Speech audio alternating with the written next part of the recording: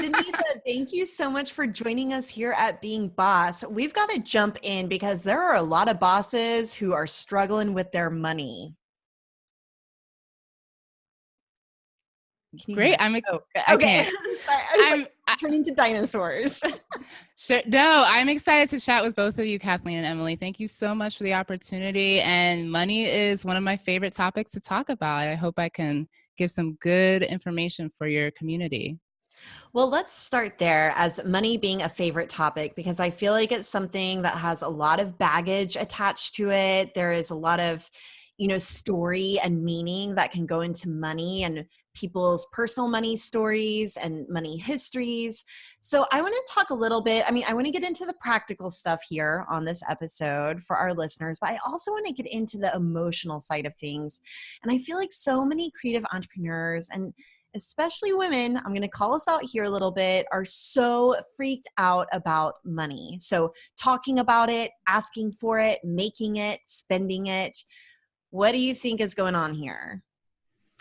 I absolutely love that we're starting with the emotional side of money. I truly believe that we can't really get anywhere with the practical side of money until we firm up that foundation. And that comes with a lot of awareness, like you mentioned, about your money story. What does that look like for you? And how is it playing out in your life today and continuing to play out in your business?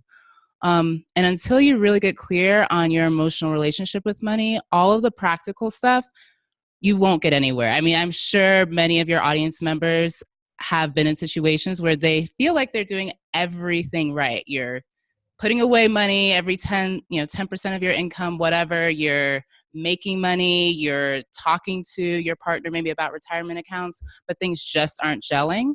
And so, especially if you're in that situation where you feel like you're doing everything right, you're checking off the checklist when it comes to finances and everything you've been taught, but things still aren't moving in the way you want them to, the emotional side is where you'll want to spend some time. And why it's that way? I mean, as women, we're interesting creatures, if you will. We pull ideas and thoughts from our upbringing and bring it into everything that's happening into our lives today. And so when it comes to your money story, we all were taught money either consciously or subconsciously. And consciously, some of us were fortunate to have parents that would sit us down at the dinner table and talk about expenses, go over maybe their spreadsheets. My parents did that as we were growing up. At the same time, though, although, or maybe your parents didn't necessarily do that consciously with you, their habits around money and maybe their stress around money or lack thereof, lack meaning of bringing or talking about it at the dinner table or talking about it with each other, impacts you, and it impacts the way that you approach money today. And it's those things that we fall back on when we're in situations where we are trying to make a decision about money. We fall back to our default settings. And that is where your money story lies. And so getting really clear on that is what's going to help shift your situation. Oh, snap. I love this idea of default settings when it comes to money stories because that's something I had never really considered, but makes a ton of sense. And I know, for me, it was all very unconscious. I didn't have a whole lot of like conscious money talks. Um, and so this is, I don't know, this super resonates, this idea of just defaulting. And you have to rewire yourself and then continually hold that true to yourself, or else you default. Yeah, and I'm going to talk about that a little bit and, ask your thoughts on this, Danetha, as far as, first off, recognizing your money story. And if you have any tips or tactics or tools for really just uncovering what that money story is. And then how can we go about reframing that money story and kind of busting through those limiting beliefs or those stressful attachments that we've placed on money or whatever the story is. So how do we acknowledge the story? How do we see it for what it is, what our default setting is? I love that too. And then how do we reframe it to get into the money mindset of abundance and, all the things that we want whenever it comes to money? Definitely. So money story, if this is your first time hearing it, it may seem overwhelming and also maybe something you don't necessarily want to tackle. I mean, who wants to go back to negative times in your life and really unravel that? So if that feels overwhelming, this is your first time hearing about this term money story, I say the first step is just become mindful of your reaction to money in little situations. So one great example is one of my girlfriends, whenever something amazing happens in her life, whether she just got promoted or the sun's shining, sometimes it's literally just the sun shining, she wants to go shopping. Shopping is not in and of itself a bad thing, but becoming aware of that's how you want to react every time something good happens in your life. And in the case of getting a promotion, if you're making $1 more, but you're spending $1.25 before the money's even gotten into your bank account, you just want to be mindful of, okay, this is how I react when something good happens, when I get more money in my life and I'm continuing to spend more than what I have. I need to take a step back and then start peeling back the layers of why is this the case? Did you see your mom do the same thing, or your dad potentially? What did you grow up in a situation where money wasn't always there? Maybe you went through periods of feast and famine in your household. That was certainly my experience. And so when there is a feast, you want to spend, spend, spend. You want to fill up the refrigerator literally, because you don't necessarily know when you'll be able to do that again. And so just become aware of, okay, this is how I act, and then peel back the layers in terms of where that came from.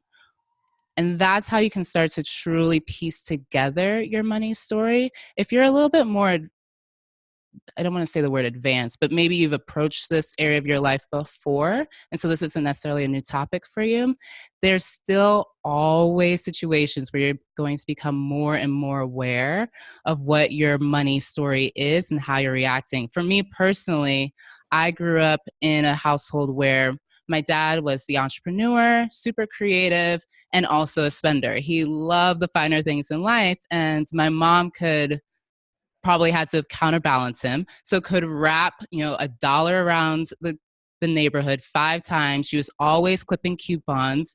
And I grew up hating the idea of being thrifty. I did not want to be that person I wanted to be like my dad. He's also an entrepreneur. I'm an entrepreneur. So I gravitated more towards his money habits. And as I became aware of that and realized that that was something that I needed to counteract, I realized that then having more of a budget mindset and approach to money in a more methodical way was something I needed to improve upon. So as you continue to answer your question directly, Kathleen, just start becoming aware of your choices in the moment, and then take that as an invitation to start peeling back the layers of what your money story is. I love this so much. So I think that one of the first times I approached my money story, I realized, and I was like, I don't have any money issues. Like, I think that my parents were the kinds that had the spreadsheets and got us a checking account early. And I was like, well, it's all good. Like, it's fine. But I did find myself hitting some like upper limit stuff. And, why can't I bust through this? And realizing, oh, there was this time whenever I was a teenager, and my dad, who was super well-meaning, said, hey, you can do what you love and you might not make very much money at all, but you're going to be doing what you love and that's going to be fulfilling. Like, it's going to be worth it. That's compensation enough. Or you could become a doctor or do something that you don't love, become a pharmacist and make a ton of money. And I think that I had really internalized that. And so that was peeling that back and saying, okay, hold up, that's not necessarily true. Like, even just becoming aware of the story allowed me to go through a line of questioning of whether or not this was true. And then as I became more advanced in seeing my money stories, it's almost like the opposite of what you were just saying, Danetha. I'm starting to find the little triggers. Like, for me, those little nuances of when I spend or how I'm behaving around money, like, for me, that feels more tricky or more advanced and takes more consciousness for me. So, for example, I notice that in times of stress, like if I'm literally feeling kind of depressed or down, I want to go shopping. I'm like, YOLO, what's the point? Let's spend it all. At least let's look good. Like, I might feel bad, but at least I'm going to be wearing a new outfit.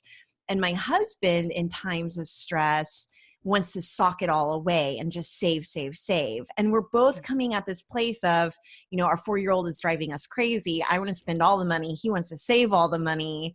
And so this brings me to like the partnership. You're talking about your mom and dad. And I think that there is this thing that happens whenever you're partnering with people who have different money mindsets. And so for me, even being in business with Emily, she has a different money mindset and is probably more willing to invest in our business. Like, for example, spending money on Facebook ads, where I'm like, no, we got to pay ourselves. Or, you know, on the flip side, like we just have different styles. And I think that that pushes you and makes you grow. So do you have any thoughts on like money and partnerships and getting aligned whenever it comes to really marrying literally or otherwise, like in partnership, your money stories and getting on the same page? Yes, definitely. This is a juicy area. So my beloved and I have been together, and I'll use a personal story because I think that does help better relate. So my beloved and I have been together for 7, maybe 8 years now. And our financial upbringings were completely different. He had access to a lot of opportunities, whereas I didn't have access to the same amount of opportunities. And so when we moved with each other to the Bay Area, which is an expensive area, I immediately wanted the prettiest condo with the most beautiful interior decorating because that wasn't something I had necessarily had growing up. But he had that. He had experienced all of that. He was fine with sleeping on the floor in some random house. If he ever hears this, he would not be happy that I said that. But essentially, that's what he was okay with. And what we both had to realize, and this was not immediate, it took a few years for us butting heads a number of times and having really tough, tense conversations around money to realize, oh, we don't have necessarily a healthy relationship together with money. Individually, we're healthy with our finances, but when we come together, there's a disconnect. And what we realized was that we both hadn't taken the time to sit down and understand what we both value when it comes to money. So for me, money is a representation of self-love, and I choose to indulge in self-love with luxury items and just beautiful experiences and memorable experiences. And he loves experience too, but for him, money is more of a representation of security. And so he's more like your partner, Kathleen, where he wants to sock it away, save it for a rainy day.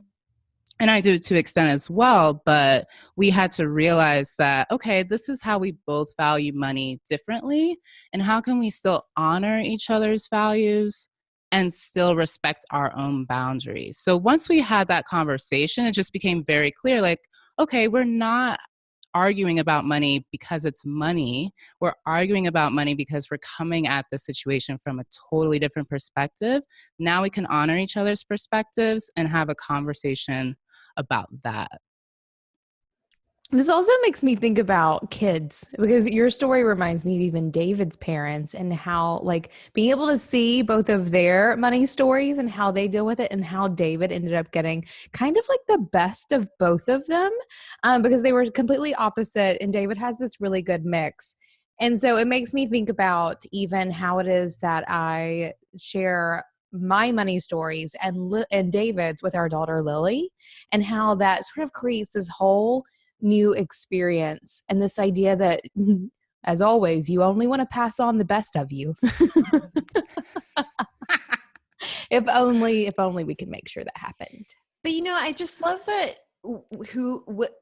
whoever we're talking to, whether it's our partner or our business bestie or each other right now, just even having the conversation about money brings these mindsets to awareness. And it's like, oh, there is another perspective. So, you know, Danetha, you just said money for you is an act of self-love, or it kind of represents self-love. And I had never thought of that. Like, one of the things that we say here a lot is money is energy. And like, we're just, you know, kind of unpacking like, what is money, or what are the stories underneath money?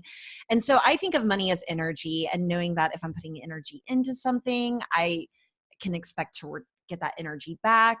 And, you know, really replacing the word money, no matter what your story is, with energy can be a really interesting exercise in seeing what your money mindset is. So, for example, if you are saying something like money is the root of all evil, then replace that with energy, then you would be saying energy is the root of all evil. And that's just not true. And so that's kind of how I busted through some of my money mindset, bullshit.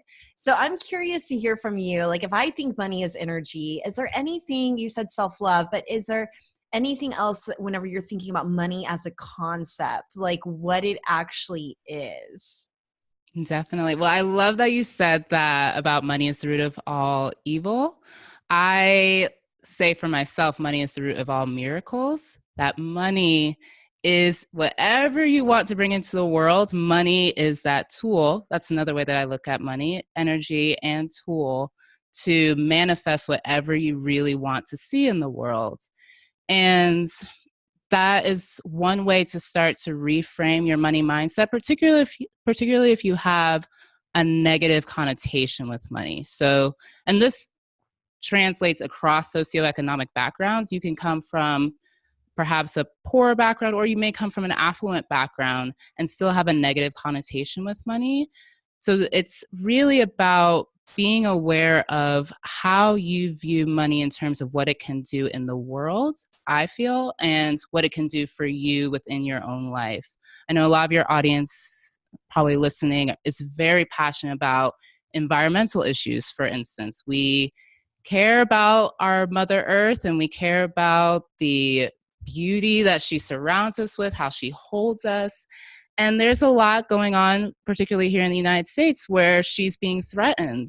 And if more of us had the financial resources to lobby against some of those organizations or those regulations that are being put in place, there's so much good that money could be doing if more of us had the resources and that intention behind the money that we're using. I do want to be clear, though, because I love that connection between money as energy. It's also really important to approach it with clean energy. So if you're open to the idea of chakra healing, let's say, for instance. Yes, we're very open. Go there. Yes. So, I think, many of us can think of a person where we leave from a conversation with them. We're like, oh, they have some really good energy. Or, ooh, I don't know what is going on with that person, but I don't really want to be around them. I don't know what it is. I can't put my finger on it, but they're not really someone I want to hang out with.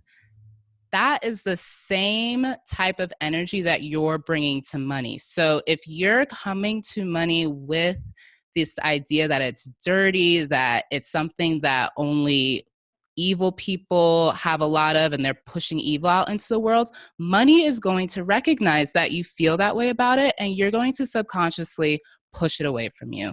Whereas if you start to get really clear about, okay, this is my money story, this is how I have approached money in the past, I'm going to work through cleaning that up. I'm going to start associating money with good energy. I'm going to start associating it with self-love, abundance, creativity, passion, beauty, happiness, light, everything that we all want in the world.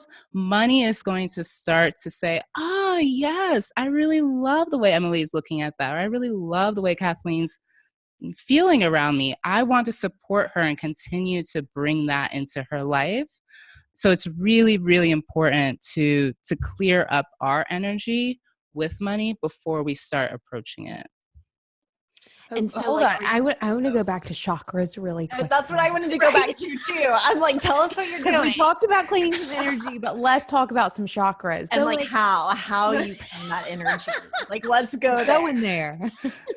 I love it. Oh my gosh. And I just listened to, was it just this recent episode of yours where you're going through your routine? So this is definitely something that I'm learning. And I feel like it's just a lifelong journey that we're all going to fine tune, refine, and visit and not visit at certain times. For me, in this stage of my life, I am very focused on my chakra healing, particularly for this month. So each month I have a different chakra that I'm focused on. And when I focus on a chakra, it's mind, body, soul for me. So mentally, I literally think about what thoughts I have that are related to that particular chakra. So January was all about my red chakra, really grounding myself and really recognizing when I wasn't present, when I was scattered, when I felt distracted, trying not to judge it, because I found that being distracted actually helped me tap into my creativity a little bit more. And so just being aware of how I was grounding myself in the present moment, and at times when I didn't feel very grounded, and how that was serving me. That was January. February, it's been all about my yellow chakra and really setting clear boundaries with others, with my business, sometimes with my partner, being open to what his boundaries are, and also really tapping into my personal power. And so it's the thoughts, the mental piece, my mind's piece that I work through. But for the body piece of working through my chakra healing, that is all physical activity. So this month, whenever I'm in yoga class, that's my intention that I set with the instructor that, hey, I'm really working on my personal boundaries right now. I voice it. I let her know that that's what I'm working through. And if you could support me in that, that would be great. If not, no worries. But for me, I feel the need to voice it. And for my soul work, that's a meditation practice that I do. So every morning I have a money meditation, and it's me going through each chakra with a heavy focus on my yellow chakra, but each of the 7 chakras. And then at the end of that healing, that cleansing, then I think about a white light that cleanses me from the top down, and then my yellow chakra for this month from the bottom up. And then I write in my journal about what money means to me, why I'm grateful for it, and how it's supporting me in my work and my passion. So are you specifically connecting your yellow chakra to money, or are you doing like kind of the money journaling for each chakra? That's a great question. So for me, in my experience, and I feel my journey here on this planet, money is a representation truly of my spiritual growth. That's not everyone's experience, and I'm totally fine with that not being everyone else's experience. In fact, I'm happy for you if that's not your experience. I've walked a lot of different paths in my life, and money has been a representation of really pivotal points in my spiritual journey. And so when I think about money, it's really, broadly speaking, a representation of my life, but I focus on my money relationship and how that's showing up. So with boundaries, it's in my yellow chakra, it's being really clear with my clients about how I work, when I don't work, when I'm going to respond to you, what I need from you in order for me to best serve you as the person that you're hiring. And also setting boundaries in terms of how I want to work with clients, even before it gets to the point of them becoming a client, just getting really clear with myself on, okay, this entire year, I'm not taking emails on Fridays. And if a client is adamant about that, we're not a good fit. Sorry. But I have to be clear about that with myself first before expecting someone else to honor that. Okay, I've got another question because this is something I've been butting up against lately in my own spiritual practice, and especially blending spirituality with business, which is something I'm so interested in. I mean, because it's all the same thing, right? Like it's all an expression of who we are as souls in these human bodies and what we do. Like our soul doesn't know the difference between like I'm sitting at work versus I'm going for a walk, right? But something I've been coming up against, I'm just curious to hear both of your thoughts around this is, let's say I set an intention of abundance. This might be kind of dirty energy that I'm bringing, like I need to clean it up, but I'm like, oh my gosh, okay, if I set the intention of abundance, or, for example, the other day, it was something around, my intention was family. And of course, that day, my 4-year-old is like losing his mind and testing me like I've never been tested. And so it makes me afraid to set these really positive intentions because I'm like, well, the universe is going to test me then. If my intention is abundance, then the universe is going to show me some scarcity and contrast. So maybe I shouldn't go there. Like, do you ever experience that? Either of you? Like, are you ever scared to like set I'm positive scared for intentions? you now a little bit. I know. I hate even like Oh, voicing this. But good to know, Kathleen. Other- Let's work through this together. Or like, It's so funny that you okay. So my intention for this month is abundance, and it's playing off of you, Kathleen, because you and your abundance. that's my word for the year, Danetha. I know. I was like, I need to do abundance. this for myself for the next month. And my fear, because I also had a fear, but it was the exact opposite of yours, was so much abundance that I can't deal with it. You're like, what if I get crushed by the weight of what $1 million on my body feels like? Then drop down from the sky. I don't fear that. I don't fear that. So that's my like counter fear. Danetha, we're leaving that one to you.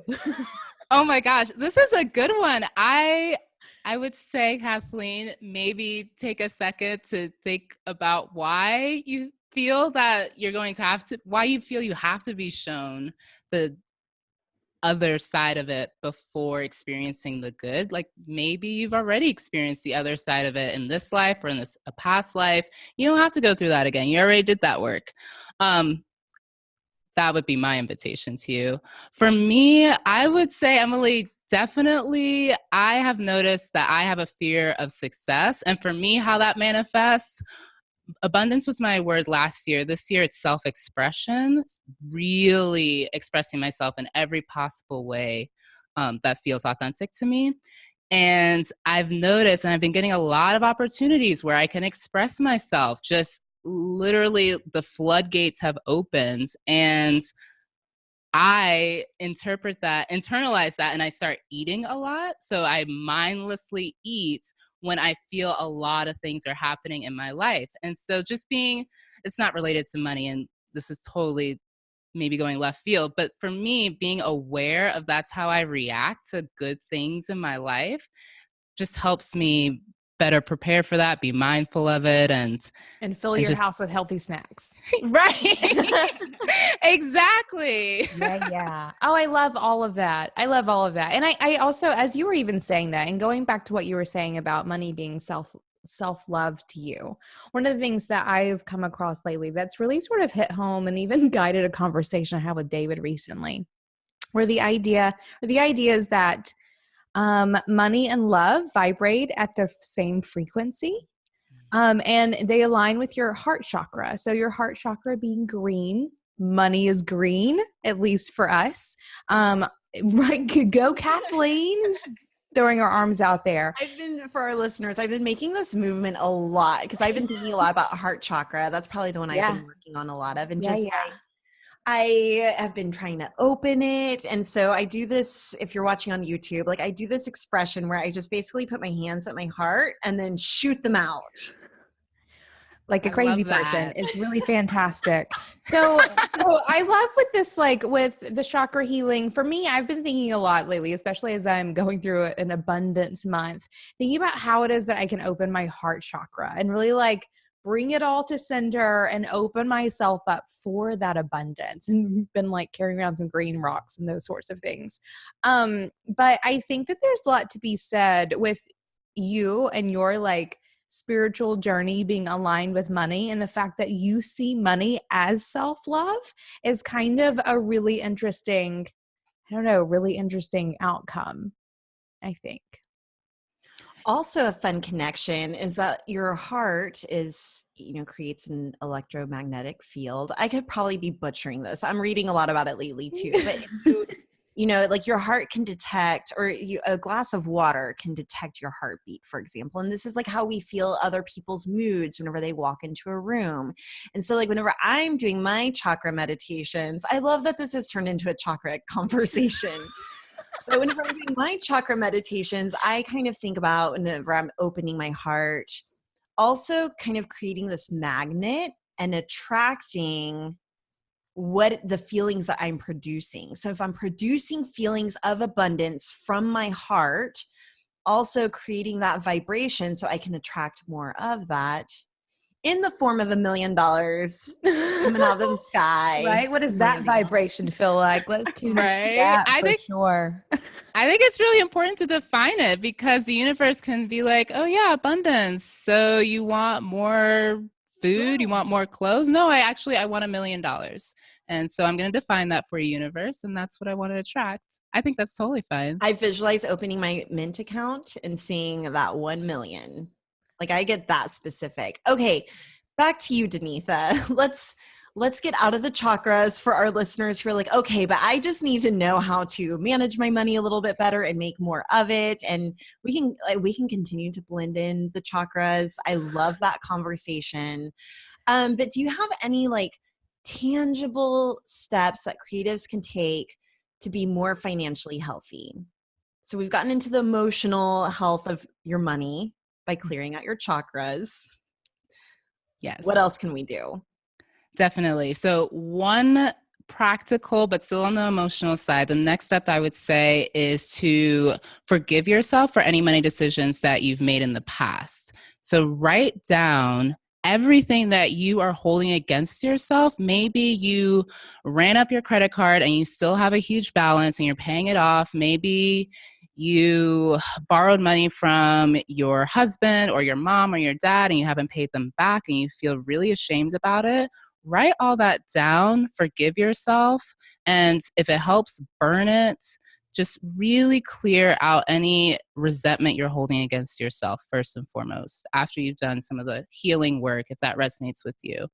Then going forward, be mindful about tracking your finances on a regular basis. So I love that you brought up Mint. Mint is a great tool. Personal Capital is another one that you can use.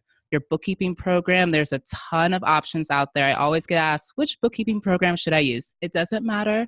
They all do the same thing. Just use it consistently. It's like getting a gym membership. It doesn't matter which gym you go to, but you have to go.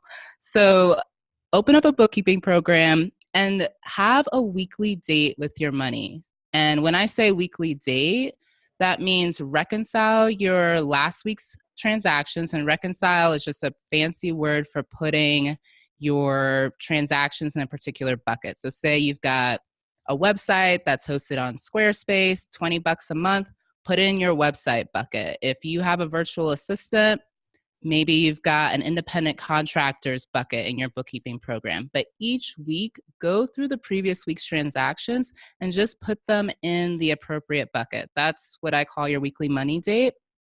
And if you do that every week, you are leagues ahead as a business owner. If you want to take it to the next step, start reviewing your financial statements on a regular basis. So you may be in a point in your business where you're working with a tax accountant, which is great. If you're not, you'll get there. Don't worry about it right now. But you yourself want to make sure that you're actually looking at these financial statements. A lot of times as creatives, we can wait until it's time to talk to our tax accountant about what we can write off, where we should be reconciling our transactions for that tax accountant. And your tax accountant is like your dentist. So they see you once or twice a year. They're going to do a deep cleaning. They're really good at their job, but you've got to brush your teeth every day or you're going to have a messed up situation when you see them. So do your books, look at your own statements, and just get familiar with how your cash flows. For creatives, something to think about when it comes to cash flow, which is really the biggest challenge for any entrepreneur, but particularly for creatives who are very project-based. There are going to be times of the year when you've got a lot going on, a lot of money's coming in, and times when it's not, and that's totally cool. It's about how to manage that ebb and flow. For creatives, your slow times are likely going to be August and possibly December, depending on the type of business that you're in. That is, if you go into a business, I wish someone had told me that when I went into business, when I was doing more creative work, like, oh, August is going to be completely dead. Just go ahead and book your vacation. Don't worry about finding any clients. Just enjoy your time off. Go into the year having that knowledge is really helpful for when you want to start saving and really just setting yourself up for a smooth year. So just to recap, like tangible steps: forgive yourself, have a weekly money date, find a bookkeeping program and make sure you review your financial statements on a regular basis so you have a sense of how money flows in your business. I want to point out really quick that I can only imagine probably a healthy 50 to 60% of the people that just heard you say that are freaking out about the idea of looking at their money all the time. What would you say to those people? Yes. So that is a fair fear. I totally understand that. And I definitely, and this isn't, I'm a financial person. And I think a lot of times creatives may feel like, oh, your money is fine. You don't have any feelings when it comes to finances. We are just as scared as financial professionals when it comes to money as you are, especially being an entrepreneur. We face the same challenges you do in terms of trying to find clients, trying to make the bills paid, and just making sure our own cash is flowing correctly. So if you're in that state where you're afraid to open up your bank account, you're consciously avoiding it or not so consciously avoiding it, go back to your money story. Again, you have to start with the emotions, figure out why you're avoiding it. Is it because you grew up in a family that didn't talk about money? For women, a lot of times it's crass, quote unquote, to talk about money, depending upon the circles that you're in. And or maybe you just didn't come up in a family situation where money was talked about, so you don't feel smart enough to manage it. So really get clear about what it is for you and don't judge it. Just know that that's where you're coming from, and then start with baby steps. So one of the things I like to do is not put myself in a situation where I actually have to be disciplined or I have to actually do something. It's kind of just forced upon me. So like with food example, Chips Ahoy cookies are my biggest downfall. So I just don't buy them. They're not in the kitchen. They're not in our condo. So the same thing can be applied to money. Maybe opening up your bookkeeping program or your Mint account is just too much for you to handle.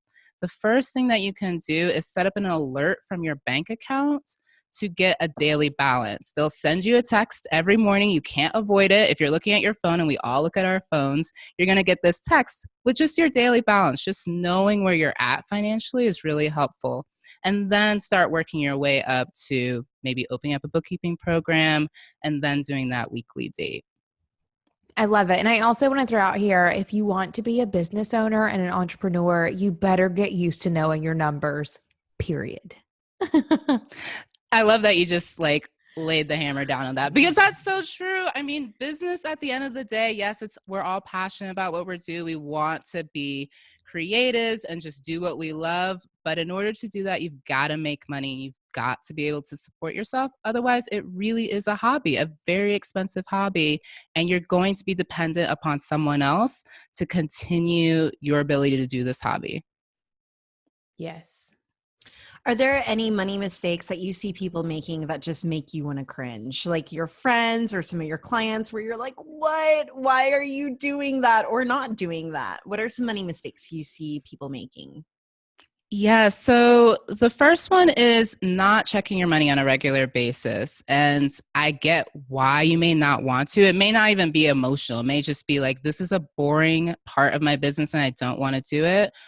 But you have to know where you stand, and you have to know where you stand on a consistent basis in order to make good decisions. If you want to hire a team, you're going to have payroll at some point. You're going to want to know how much money is in your bank account so that you can cover payroll. Like, that's just one example of why you want to know where you're standing financially. The other mistake that I see, which isn't necessarily one that I think a lot of people would know about, I certainly didn't know about it until maybe 4 or 5 years ago when I really started looking at my student loans. And so when it comes to paying your student loans, you want to be aware of how much of your monthly payment they're applying to your principal versus your interest. I've had so many conversations with friends, one in particular who had, let's say it was $27,000 on one student loan account that she was paying off, and she had made about $12,000 worth of payments and still had a $25,000 balance. No, that should be illegal. Yes, it should be. That And hurts. until it is, you have to be mindful about where your money's going. So every month after you make your payment, you want to sign into your student loan account, see how much has been applied to principal and how much has been applied to interest.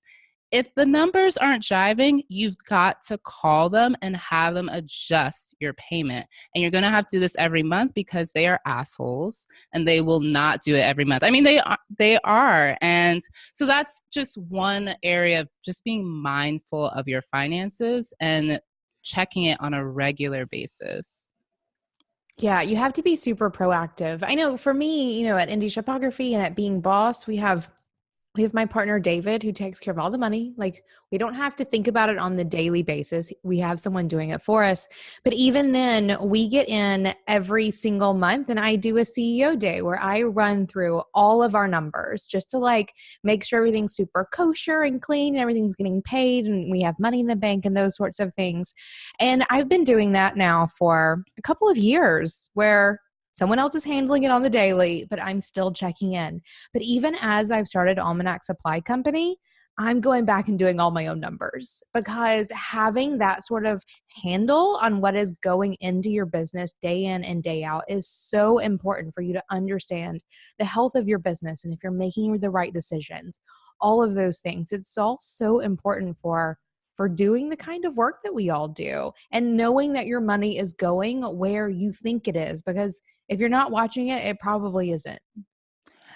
Right. And I think that's a really good point to highlight that you just made, that you both are in a place in your business where you've hired someone where you can, let's say, offload that work to. And that's every aspect of business. Even if you're a content creator, at some point you're likely going to hire a writer because you've just got to put on more of the CEO hat. But now, Emily, that you're starting another business, you are doing that work, all the groundwork in order to know how the cash flows within the business. And that's another mistake that I see really often is just hiring a bookkeeper right out of the gates. It's incredible to me. Sorry, one second. I'm on the phone. I'm on vacation and yeah, the people that own the house, I guess, just walked in. Uh-oh. So sorry about that. Boundaries. Right? Lay it down. Ooh. Oh, yes. See? And every time I do that, I've got to give myself credit for honoring my boundaries. But hiring a bookkeeper immediately as soon as you start a business is one of the worst things that you can do as a business owner. A, because you don't know how the money's flowing in your business, but B, bookkeepers are only as good as you're able to train them for your business. They can be technically good at reconciling the numbers, but you want them to understand your unique business. And the only way you're going to be able to communicate that to them is if you've taken the time, at least a year to do your own books before handing it over. Yeah, business is all just a number game. And if you don't know how to play your own game, you're going to lose. One of the things that our friends over at FreshBooks, who is a sponsor of the podcast, and we love them so much, but they do a lot of research around money. And one of the things that they say is that whenever people start tracking their money, like in the first year of their business, they generally make a lot more money. And I won't say the exact numbers because I don't know what they are, but it is this idea of, coming back to the spirituality of it. And even what you're saying, Emily, and what you're saying, Danetha, is that, where your attention goes, energy flows. And so I have found this in all aspects of my business. And as much as I'm not the money person, I want to know what's going on there personally and professionally, even if I have other people kind of counting the numbers for me, because it makes me feel really in touch with my business. It helps me make better decisions. And another thing I've been thinking a lot about lately is how I want to use my money to give back. And this is something that, earlier, Danetha, you were talking about all of us caring about environmentalism. Is so serendipitous that you said that, because literally earlier this week, I told Emily, I said, listen, I want us to make millions of dollars so that we can clean up the ocean. I literally said that. And so I want to talk about using money to become better activists. And especially if you feel like you're coming from a lack mindset or you don't have enough money to give back. What do you think about, really voting for your dollars or having a voice with your money, even if you're not making a lot of it? Yes. Well, I'm so glad we're talking about this because it's incredibly important to be in a financial situation where you can truly affect change. And I'll call us out too, as women, we feel that we can live in just a karma economy. If I do good, good's going to happen and everyone's going to live in an amazing situation. We can look at the state of the world and that's not the case. And it's very clear who has access to the financial resources because you can tell where the regulations and the effort and the energy is going. The intentions is directly related to the type of individual who has access to those dollars.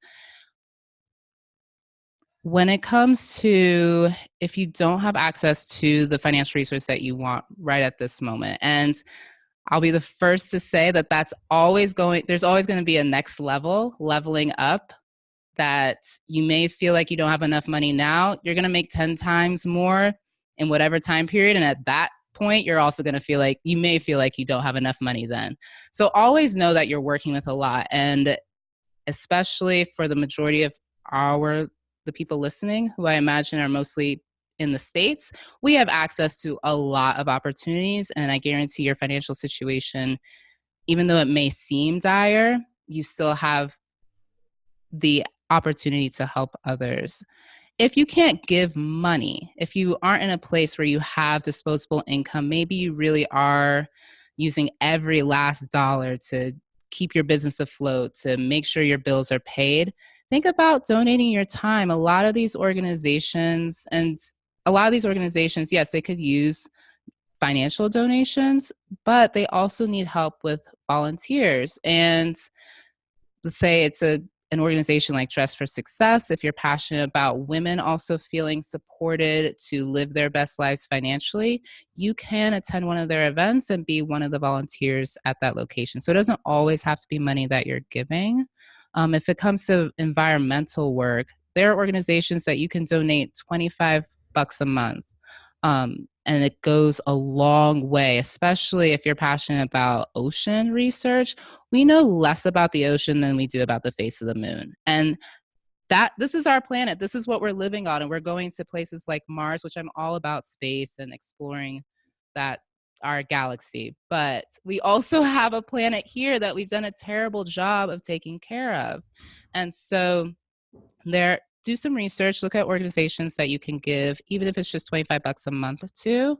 And it is really important to get clear on where you want your money to be going. First, you want to make sure you're taken care of because you can't give what you don't have. Make sure you're able to cover your own bills. Make sure you're able to thrive. You're able to take vacation, do what you need to do to take care of yourself. And then start thinking about how you want your money to be used within the world. What is your best advice for leveraging money whenever you don't have a lot of it? Like, how can you, like you said, your mom can stretch that dollar bill around the block 5 times. How do you have any quick advice on leveraging money when you don't have a lot of it? Yeah, it depends on how you want to leverage your money. So if we're talking about being a business owner and you're brand new to the game, there are other business owners that are also brand new to the game that you can do trade work. And I do hesitate when I say trade work because there is going to be a point in your business where you want to cut that out. That is a part of setting boundaries and recognizing your worth as an entrepreneur. But in the beginning, it's totally cool to do that. You both are building up your portfolios. You can really help each other in that way. If we're talking about lifestyle and wanting to get, I can't imagine what it would be, but you want to be able to truly leverage where you're at this point in your life. Start thinking about how, again, you can volunteer to get additional resources to you. I remember when I first started my business and I wanted to have a one-on-one session with a potential client, And it was really tight financially when I had started my business. And I wanted to take this potential client out to dinner, and I did not have the resources to be able to cover it. But what I did was go to a restaurant where I lived in that neighborhood. I knew the owner, I knew the manager, and I let them know. I was like, hey, I'm a new business owner. You see me in here almost a lot, and I have this potential new client. Would it be okay if you just comp our meal? And they were totally open to it. They understood where I was as a business owner. They wanted to support the local community. So don't be afraid to ask, and don't feel like you have to have everything together. Just know that there are other people that are out there to support you. I love it. So good. Okay, we always close out our episodes by asking our guests, what makes you feel most boss? So Danetha, when was a moment where you were like, yes, I got this? Yes, I feel most boss. I used to be an NFL cheerleader, so I feel most boss on the dance floor. Like anytime there's Beyonce playing and I can wear some hot crop top, that's when I feel most boss. Beyonce always makes me feel most boss too. No joke. Always. Like I start my days by watching Beyonce videos pretty much. Yes. It gets me in that mindset. She is the ultimate slayer. She's my queen. Okay. So what are you working on? Where can our listeners find you? We want to send them your way. Awesome. Well, thanks so much, Emily and Kathleen, for the opportunity. It's been so much fun. You can find me at moneyandmimosas.com. We have an awesome, in my opinion, an awesome newsletter that combines the energy and practical side of money in our weekly posts. And if you sign up, you immediately get access to the simple guide to bookkeeping and other boring stuff for creatives. Great. Thank you so much for coming to talk about money. It's one of those topics that we love talking about, our people like hearing about, but is still super difficult for everyone. And I love that we were able to get a little woo-woo with it too. Same. Yes, absolutely. Thanks, Thanks, ladies.